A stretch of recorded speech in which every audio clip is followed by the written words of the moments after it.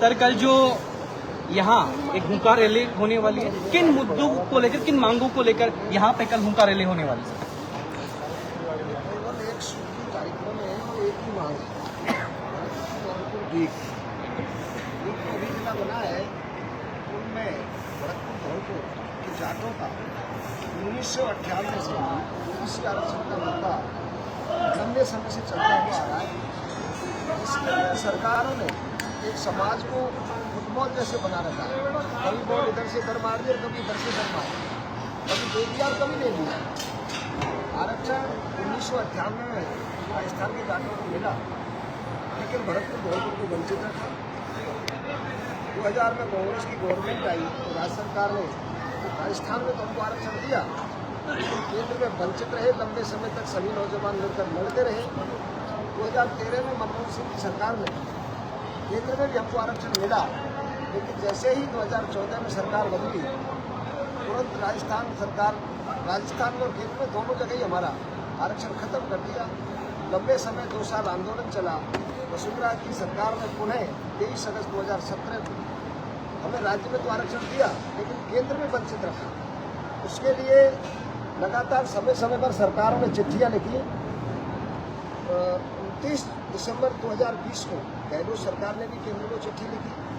गजनलाल जी की सरकार में भी 2024 में चिट्ठी लिखी और केंद्रीय आयोग के समक्ष मंत्री कन्हैयालाल जी और डॉक्टर शैलेश और संघर्ष समिति के सभी पदाधिकारी एक प्रतिनिधिमंडल आयोग के समक्ष पेश हुआ। अक्षर अच्छे से पक्ष को रखा और वहाँ पर यह बयान भी मीडिया के समक्ष दिया गया कि शीघ्र ही आपकी समस्या का समाधान होगा।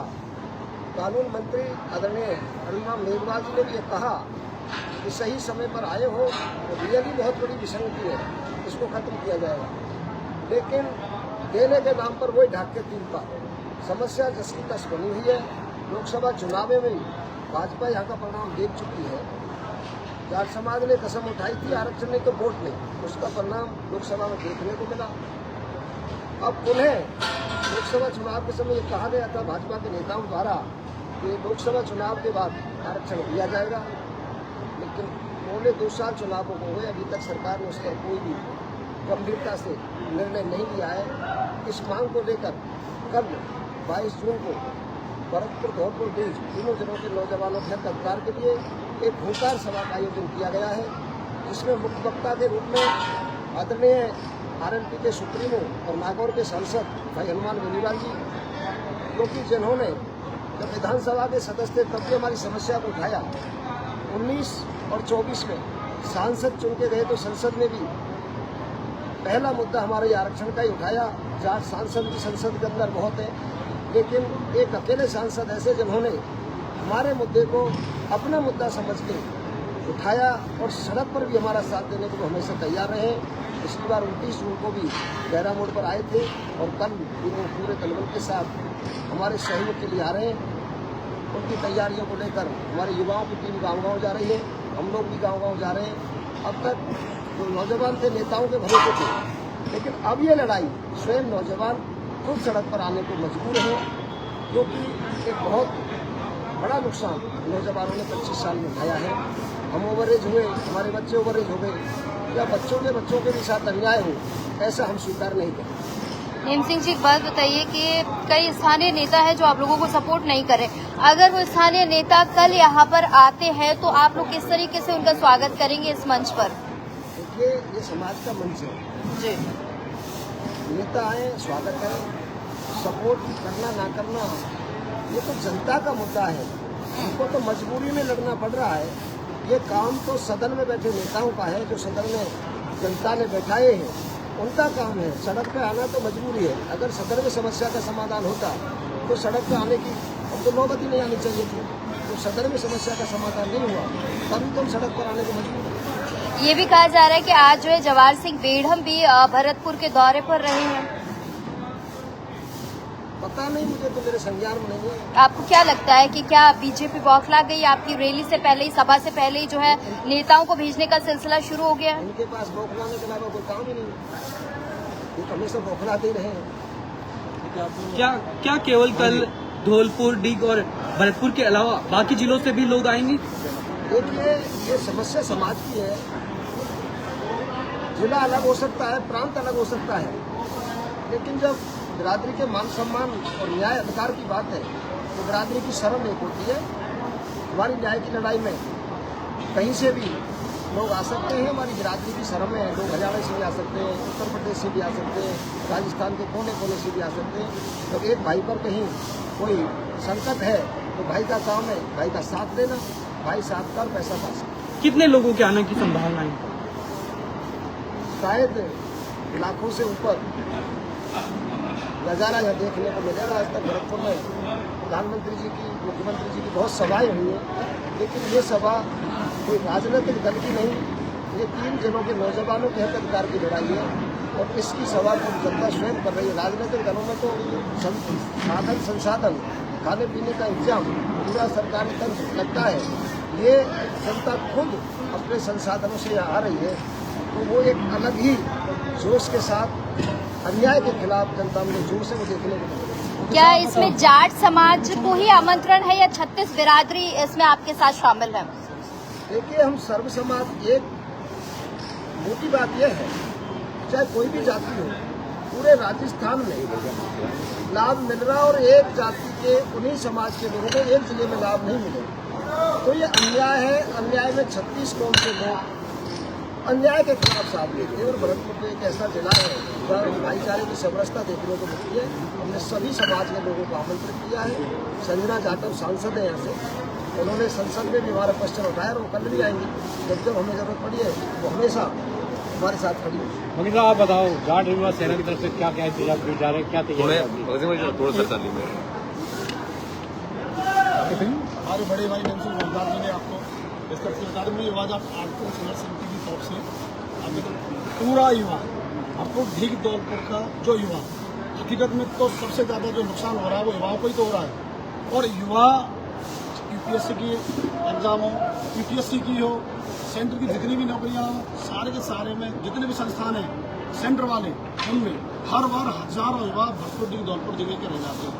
कुछ अंकों से रह जाते हैं, 0.5 से भी रहता तो वहाँ कम से कम रेंज का 10,000 का फर्क पड़ता है। हमारे युवाओं के इस संघर्ष की लड़ाई है, उनके हक की लड़ाई है, उनके भविष्य की लड़ाई है। हम गाँव जा रहे हैं, युवाओं का जोश देख रहे हैं। ये कल जो जंजल आएगा वो युवाओं का जंजल आएगा। युवा इतिहास बनाने जा रहे हैं, इतनी भीड़ आएगी और हर युवा कल हमारे जो मुख्य वक्ता हमारे पास आ रहे हैं, हमारे युवाओं का साथ देने आ रहे हैं। भविष्य को संभालने के लिए जो आ रहे हैं, आरयूपी सुप्रीमो भाई हनुमान बेनीवाल जी, उनका साथ देने के लिए भरतपुर ढीक दौलपुर का ही युवा नहीं, उत्तर भारत का हर युवा साथ देने के लिए खुद चल के आ रहा है।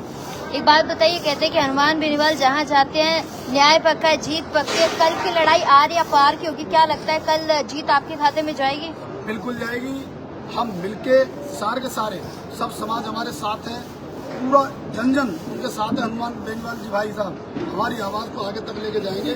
हम तो 100% श्योर हैं कि अपन जीत की तरफ बढ़ेंगे। इतनी बड़ी रैली आयोजित करने के लिए आप लोगों ने कैसे तैयारी की है? पहले जैसे भाई साहब जी जब वहाँ न्योता लेके आए थे भाई साहब को, उसके बाद आके हमारे सभी सीनियर टीम और हम युवाओं की टीम गाँव गए, युवाओं से संवाद किया है, कोचिंग संस्थानों में गए, कॉलेजेस में गए और बच्चों और युवाओं को अपने इस अधिकार की लड़ाई के लिए, कई सारे बच्चे तो ओवरेज भी होते चले जा रहे हैं, उनको पता है हमें 3 साल का उम्र में भी फायदा मिलता है। तो सभी बच्चे एकजुट होके इकट्ठे होके पूरे जोर शोर से और डीजे बजाते हुए आएंगे, गाँव से आएंगे। कल आप देखना भरतपुर जिले में एक नया इतिहास रचा जाएगा। कई लाखों, मेरी नज़र में तो कम से कम 5 लाख से ऊपर की भीड़ आने वाली है।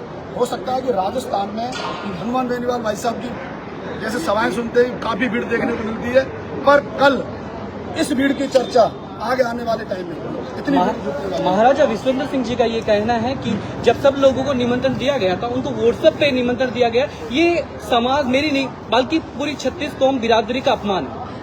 भाई साहब ने उनको फोन किया था, फोन करके उन्होंने जहाँ टाइम दिया, भाई साहब सुबह जाके वहाँ मंदिर पर खड़े रहे और फिर वो नहीं आए। उसके बाद उन्होंने एक लेटर जारी कर दिया। लेटर जारी करने के बाद फिर भी नहीं मिले तो भाई साहब ने फिर सबको जैसे भेजा और विधायकों को भी तो भेजा है, उसी तरीके से उनको भी भेज दिया। अच्छा, वो लोग जिन्होंने मैसेज एक आवाज़ कही थी कि साहब हनुमान को घुसने नहीं देंगे, उनको कोई मैसेज है क्या आपकी तरफ? बिल्कुल है, उनसे मैं, हाँ ये मेन मैसेज तो यही है, जिन लोगों ने ये कहा था कि हम हनुमान बेनीवाल जी को बर्तनों में घुसने नहीं देंगे, मैं उनसे कह देना चाहता हूँ कि आप अपने कैमरे ऑन रखें और बॉर्डर से ऑन रखें, यहीं से नहीं, बॉर्डर से ऑन रखें। उनका स्वागत और भीड़ और यहाँ आने वाली जो भीड़ है उसको जरूर देखें वो और चलाएं कि देखो हनुमान बेनीवाल भाई साहब भी आए और लाखों में युवा बुजुर्ग सभी इकट्ठे होकर उस भीड़ में आए। यही तो कल दिखाना है। ठीक है।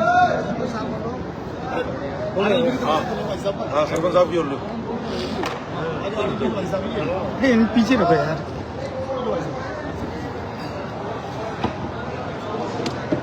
बोलो। नीचे कल इस सभा में इतिहास रचने जा रहा है। भरतपुर की इस सरजमी से इतिहास रचा जाएगा। इतनी संख्या में लोग इस सभा पर आ रहे हैं कि जिसका अनुमान नहीं हो रहा है। प्रशासन जनता के द्वारा अभी तक हमको पता तो लगा है कि 4-5 लाख लोग यहाँ तक आने वाले हैं, लेकिन मैं समझता हूँ कि शायद इस भीड़ का नज़ारा इससे भी ऊपर रहेगा। जिस तरीके से घूमने में सभी जगह से आ रहा है, पूरा उत्तर भारत से हमारा युवा इस सरजमी पर रहेगा। पूरा राजस्थान हमारा शेखावाटी, हाड़ौती और मेवाड़, मारवाड़, वहाँ का सारा युवा भरतपुर आ रहा है। मैं आपके माध्यम से बता दूँ, कल भरतपुर जाम होने वाला है। निश्चित तौर पर कल भरतपुर जाम रहेगा और ये जो सभा इतिहास रचेगी, ना इससे पहले इतनी बड़ी सभा हुई और ना आगे चल करके होगी। बाकी हमारे दोनों कितने बजे कार्यक्रम होगा? सुबह 11 बजे से ये कार्यक्रम स्टार्ट हो जाएगा और फिर अंतिम होगा। एक बात बताइए ब्रजेश जी, एक बात बताइए कि आप कह रहे हैं कि 5 लाख से ज्यादा लोग यहाँ पर मौजूद रहेंगे, तो प्रशासन किस तरीके से मुस्तैद रहेगा? क्या आप लोगों को रोकने के लिए किसी प्रकार की बैरिकेडिंग की गई है या भारी पुलिस का जाब्ता जो है कल यहाँ देखने को मिलेगा? अभी तक